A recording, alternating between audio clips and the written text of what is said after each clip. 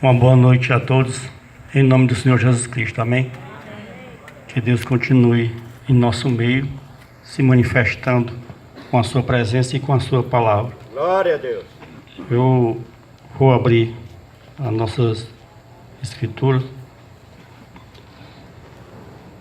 Na 7ª carta à igreja de Laodiceia, que para nós, a qual temos a revelação que nos foi dada através do profeta, sabemos que é a última era da igreja.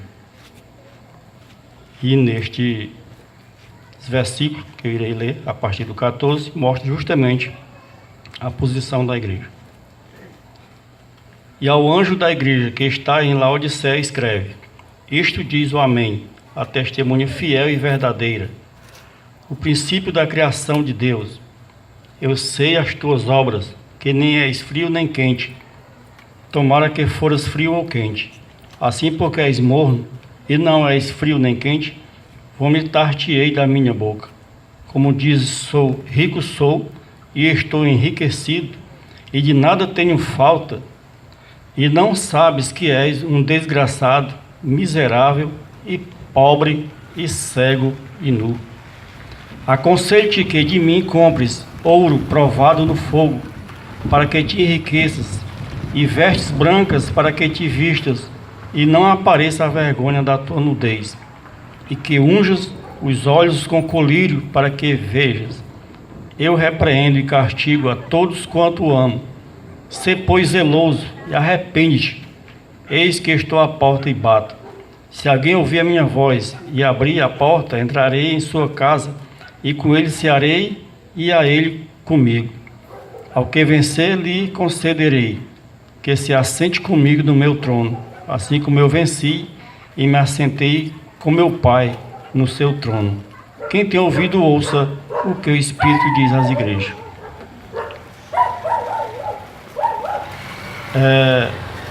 Eu quero pegar dessa leitura bíblica a mensagem do profeta das 7 eras da igreja. Uma parte da pregação do pastor Joaquim sobre o selo que estava na porta. O povo conseguia ver aquele sangue, podiam até zombarem, mas não sabiam, não conseguiam ver o que estava por dentro.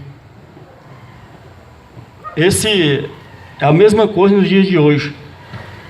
As pessoas leem as escrituras, mas não conseguem enxergar o que está por dentro dela. E isso porque, ao longo dos anos, receberam uma doutrina errônea, e por isso, essa doutrina lhes cegaram o entendimento. E hoje vivem na escuridão por causa de uma cegueira espiritual. Eu estava em casa olhando, e eu li a mensagem às 7 eras da igreja. Eu quero ler sobre o texto que fala: És cego e nu. Ora, isto é realmente desesperador. Como pode alguém ser cego e nu e não sabê-lo? É desesperador você ser cego e não saber que é cego. Verdade. Todavia aqui diz que são cegos e nus e não pode percebê-lo. A resposta é que eles são espiritualmente cegos e espiritualmente nus. Você recorda quando Eliseu e Geás foram cercados pelo exército dos sírios? Você recorda que Eliseu os feriu de cegueira pelo poder de Deus? Todavia, seus olhos estavam totalmente abertos e eles podiam ver onde estavam indo. A cegueira era peculiar, porque podiam ver certas coisas, porém outras coisas, tais como Eliseu e o servo e o acampamento de Israel, eles não podiam ver. O profeta tem trazido a mensagem para nós, a revelação de Deus, e nós conseguimos ver o que está escrito em Atos dos Apóstolos. Vocês sabem, irmãos, que não são apenas nós, mas outras pessoas sabem que são 28 capítulos que tem no livro de Atos dos Apóstolos. Esse povo não consegue enxergar qual era a doutrina dos apóstolos, como era que eles faziam a ceia, como é que eles eram batizados, em 28 capítulos. Que cegueira tão grande é essa que não conseguem ver?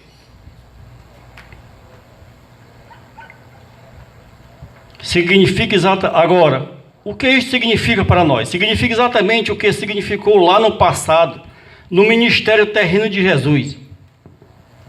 Ele tentou ensinar-lhes a verdade, porém não davam ouvidos. João 9, capítulo 40 a 41. Aquele dos fariseus que estavam com ele ouvindo isso disseram: também nós somos cegos? Disse-lhe Jesus: se fosseis cegos, não terias pecado. Mas como agora dizeis, vemos, por isso o vosso pecado permanece. A atitude desta era é exatamente a mesma de então. As pessoas têm tudo, elas sabem tudo, mas não se conseguem ensiná-las. Se surge um ponto de verdade na palavra e alguém tenta explicar seu ponto de vista para alguém como um ponto de vista contrário, o ouvinte de modo nenhum escuta para poder aprender, mas escuta somente para rebater o que está sendo dito. Temos aqui várias pessoas que são evangelistas, são pregadores, tem até pessoas, como algumas irmãs, tentam também levar às pessoas o conhecimento dessa verdade.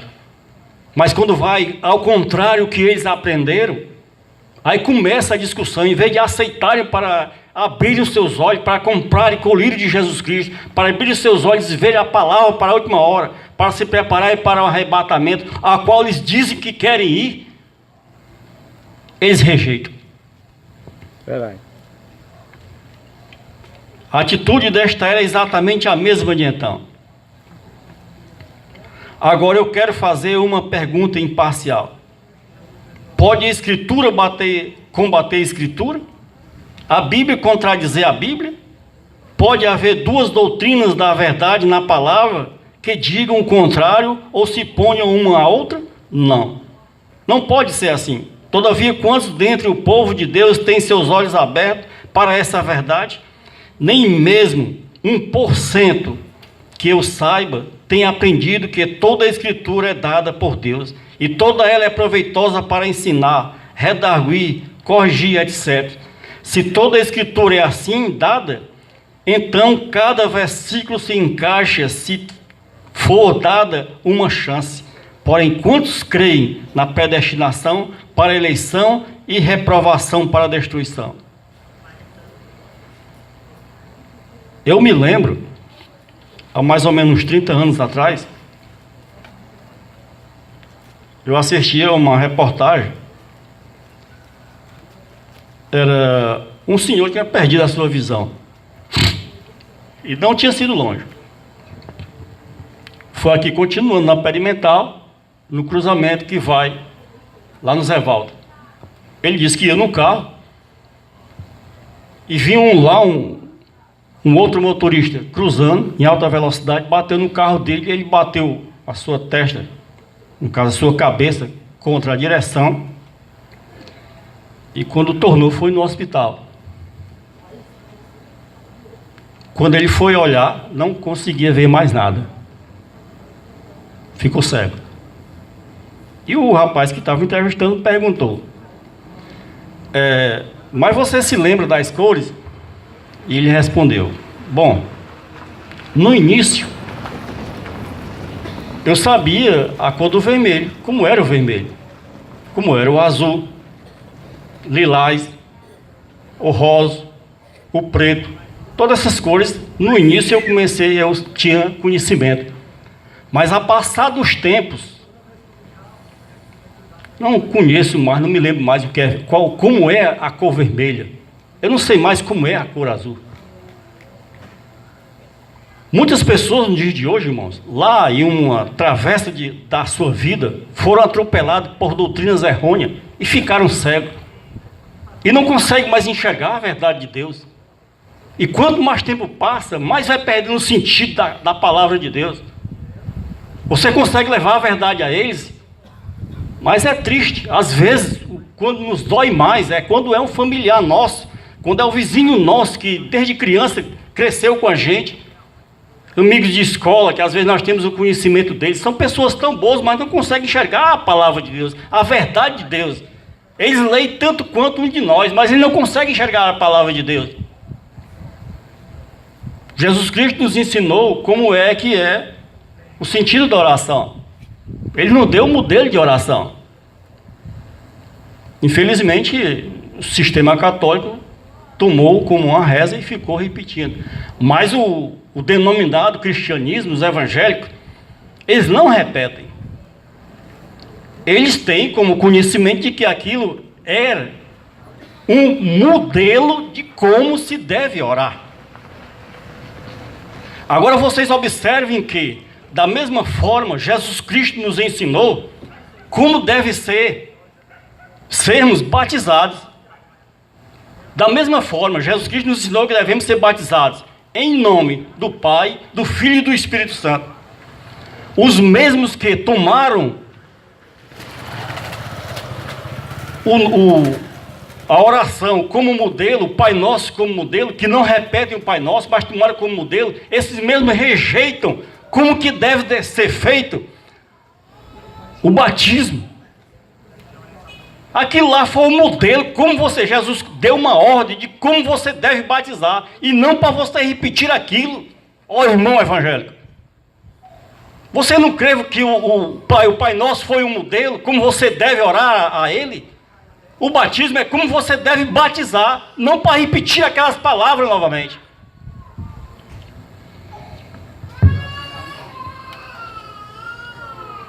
Aqueles que não creem darão ouvidos? Não, eles não darão. Todavia, ambas estão na palavra, e nada mudará isso. Porém, para aprender acerca disto e reconciliar a verdade dessas doutrinas com outras verdades que parecem se opor, eles não gastarão o tempo, mas eles tapam seus ouvidos, rangem os dentes e saem perdendo. No fim desta era virá um profeta, porém eles estarão cegos para tudo que eles faz e diz. Eles estão tão seguros de que estão certos, e em sua cegueira perderão tudo. Amém, verdade. Já estão tampados em suas doutrinas. Seu sistema teológico tem cegado os seus ensinamentos.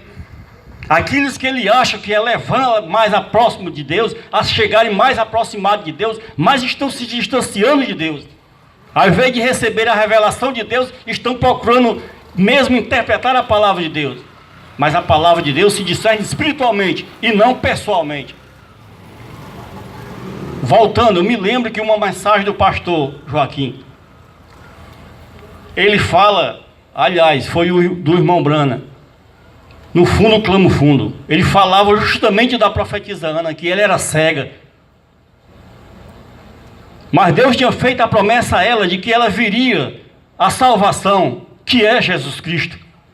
E ela estava lá todo dia no templo, esperando o dia em que o Espírito Santo lhe ia revelar quando o menino Jesus Cristo, quando o Salvador apareceria. E ela era cega. A Bíblia nos diz que ela era cega, e a história também conta que ela era cega. E então, quando o menino entrou, Maria entrou com a criança para apresentar no templo, diz o profeta, ele não era apenas Jesus Cristo, tinham várias outras crianças também que iam sendo apresentadas no templo. Mas o Espírito Santo veio sobre Ana e pegou Ana e levou diretamente aquela criança, assim como fez com todos nós, nesse dia que estamos vivendo hoje. Glória a Deus. Nós estávamos perdidos, mas nós tínhamos algo, uma promessa dentro de nós, que diria que nós receberíamos o Espírito Santo de Deus. Aleluia. Nós estávamos esperando por Jesus Cristo. Glória a Deus. E que Deus mandaria algo para nos preparar para o arrebatamento. Então um dia nós estávamos em nossas casas, ou talvez estivéssemos nos nossos campos de desperdição. Mas o Espírito Santo veio até nós, nos pegou e nos levou até a palavra de Deus, a revelação de Jesus Cristo para os nossos dias. Amém. E é nisso que nós estamos firmados. E não importa qual seja a nossa luta, não importa qual seja a dificuldade, porque isso são lutas apenas na carne. Porque enquanto a nossa carne geme, está sofrendo, está penando, dentro de nós o Espírito Santo clama mais por Deus. Tem uma alma que Deus nos deu e ela voltará para Deus. E é ela que clama, e é por ela que nós estamos aqui nesse momento, para levarmos a nossa alma ao nosso Deus. Compre colírio enquanto há tempo. Esta mensagem é para que você abra os seus olhos. Compre colírio. Esqueça essas teologias. Deixe que Jesus vá para o seu quarto e ore em segredo, só entre você e Deus, e peça a Deus a revelação das Escrituras. Veja se que o caminho que você está seguindo, vê se isso é correto. Vê se ele vai levar para onde você pensa que você vai. Que Deus lhe abençoe e tenha misericórdia da sua alma. Em nome do seu Filho Jesus Cristo. Amém.